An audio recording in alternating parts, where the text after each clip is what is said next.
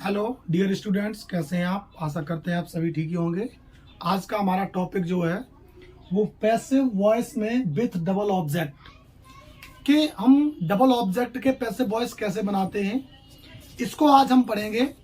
और आप अगर हमारी वीडियो देख रहे हो तो आप ऐसे ही देखते रहें, और अगर हमारे चैनल पर नए हो तो प्लीज़ हमारे DS इंग्लिश क्लासेस 25 को अभी सब्सक्राइब कर लें, जिससे हमारी हर वीडियो की जो लेटेस्ट नोटिफिकेशन है वो आपके पास सबसे पहले पहुंचे। तो आज हम देखते हैं कि passive voice with double object के डबल ऑब्जेक्ट वाले हम पैसिव वॉइस कैसे बनाते हैं।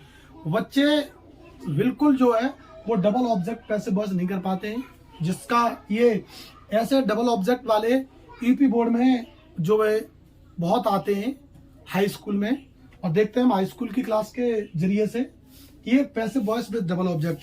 डबल ऑब्जेक्ट जो है वो आपका ऑब्जेक्ट जो है वो दो प्रकार के होते हैं। आइए हम जानते हैं कौन कौन से हैं वो आपके। एक होता है बेटा डायरेक्ट ऑब्जेक्ट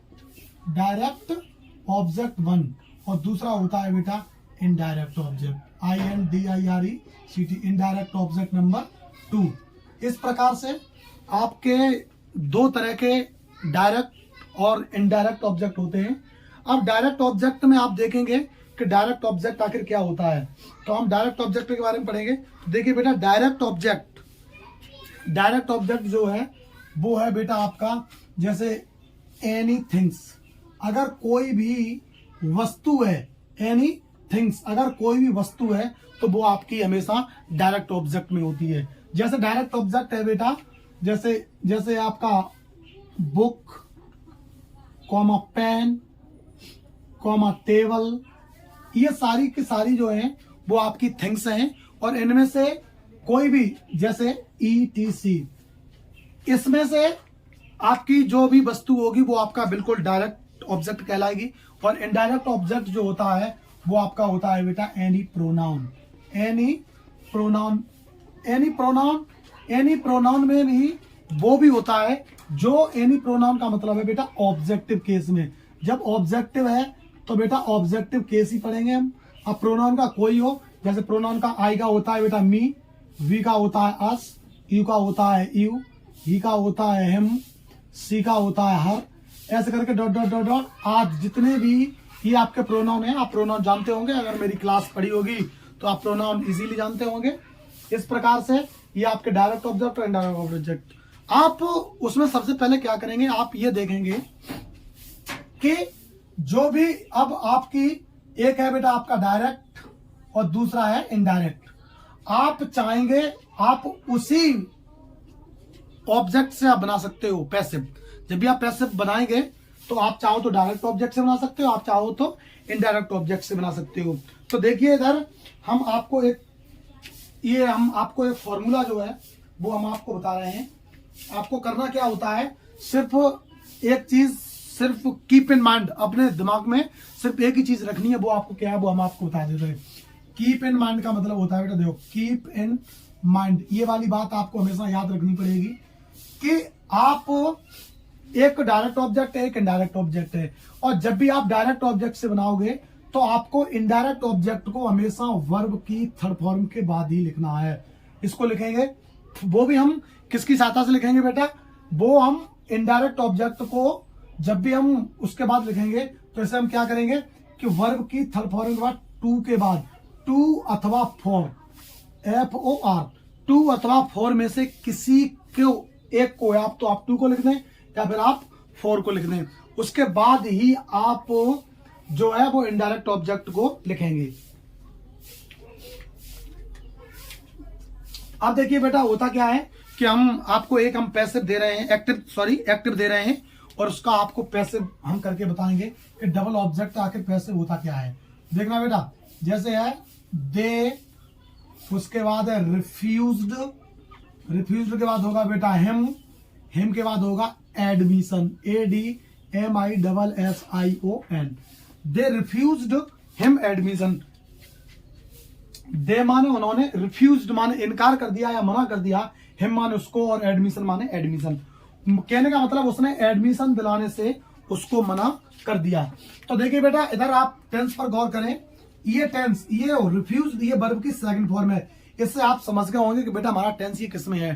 टेंस जो है वो हमारा बेटा है पास्ट और इंडेफिनिट में, पास्ट इंडेफिनिट में। यहां से आप समझेंगे, ये हम आपको नहीं बताएंगे आपके टेंस किस में होता है, क्योंकि टेंस जितने भी मैंने आपको पीछे करवाए हैं, अगर उनकी आपको पहचान आराम से पता है तो आप आराम से कर पाएंगे।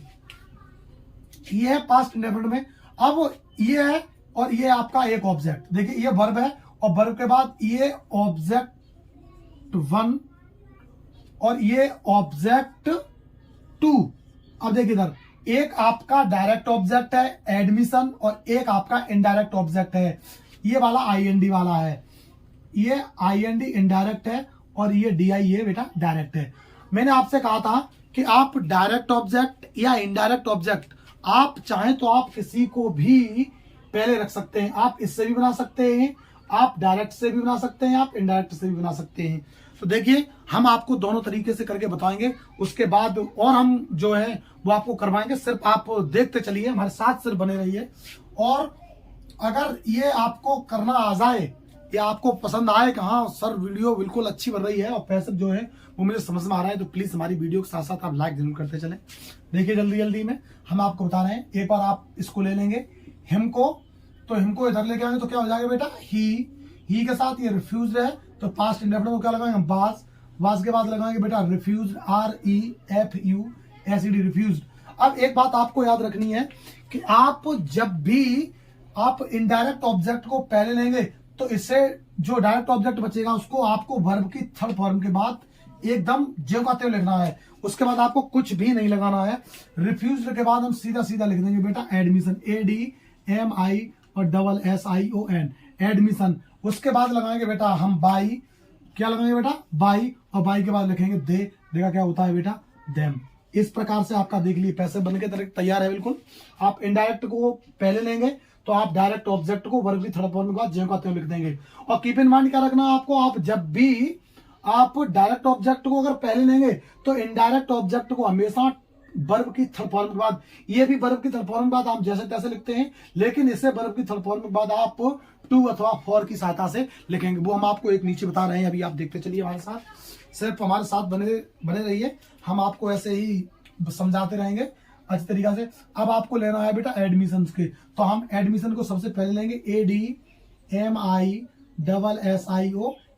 एडमिशन ले लिया। एडमिशन भी हमारा एक वचन है तो क्या लगाएंगे बेटा बास, उसके बाद क्या लगाएंगे रिफ्यूज्ड REFUSED रिफ्यूज लग गया बेटा। अब रिफ्यूज का मैंने क्या बताया था, कीप इन माइंड, आपको वही बात रखनी है दिमाग में, कौन सी वाली बेटा, ये जो है वर्ब की थर्ड फॉर्म का रिफ्यूज के बाद आप टू की सहायता से लिख सकते हैं।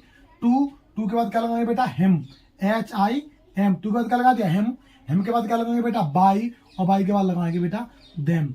अगर आप इसे टू नहीं लिखते, टू के बाद आप इसे फोर भी लिख सकते थे, क्या लिख सकते थे बेटा फोर। आप चाहे टू को लिखो और चाहे लिखो बेटा फोर, ये आप दोनों में से किसी भी प्रीपोजिशन को आप डाल सकते हैं वर्ब की थर्ड फॉर्म के बाद, जब भी आप डायरेक्ट ऑब्जेक्ट को पहले रखेंगे। तो इस प्रकार से ये आपका जो है पैसिव जो है ये बन गया है। मैं अभी और आगे आपको करवा रहे हैं।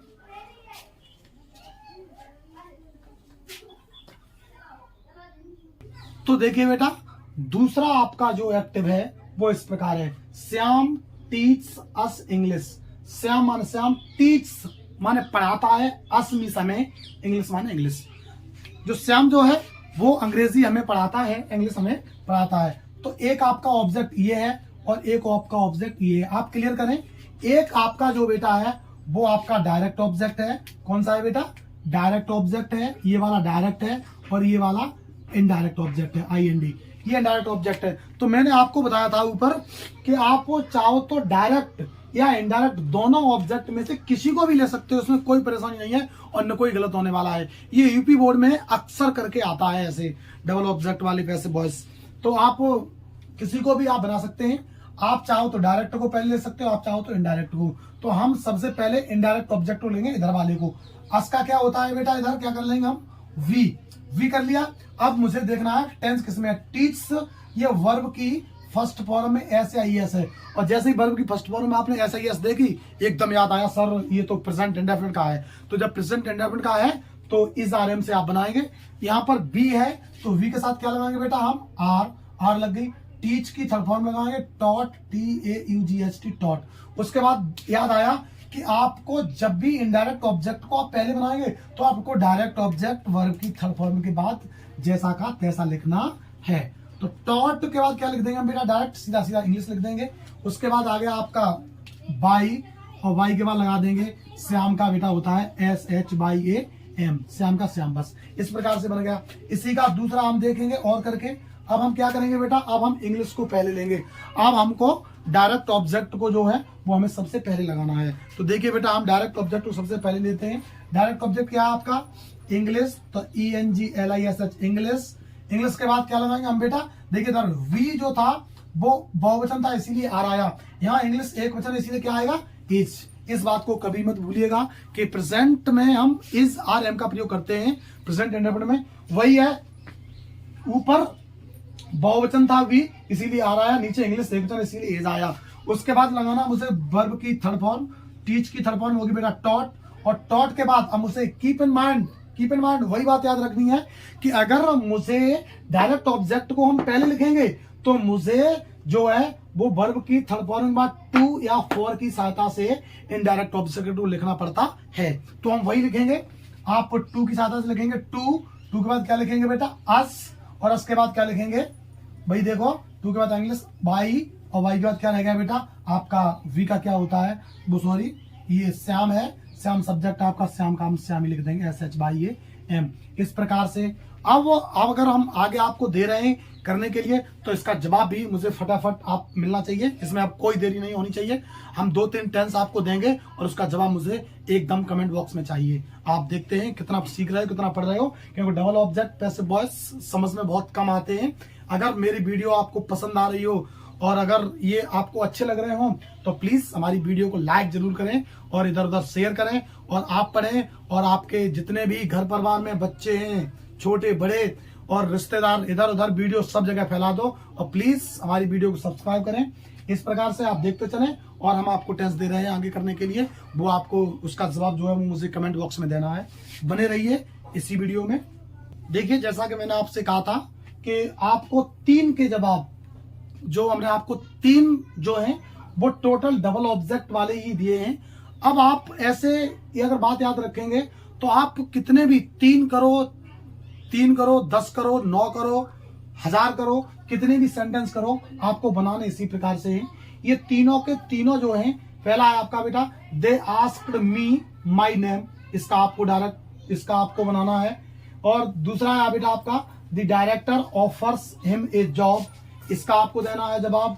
और तीसरा है the principal gave him a medal. इन तीनों का जवाब जो है वो मुझे प्लीज कमेंट बॉक्स में देना कि आपको डबल ऑब्जेक्ट पैसिव वॉइस कितने समझ में आए या नहीं आए। प्लीज अगर आप पढ़ रहे हो तो प्लीज इन तीनों का जवाब मुझे जरूर देना, और बस ऐसे ही आप बने रहें।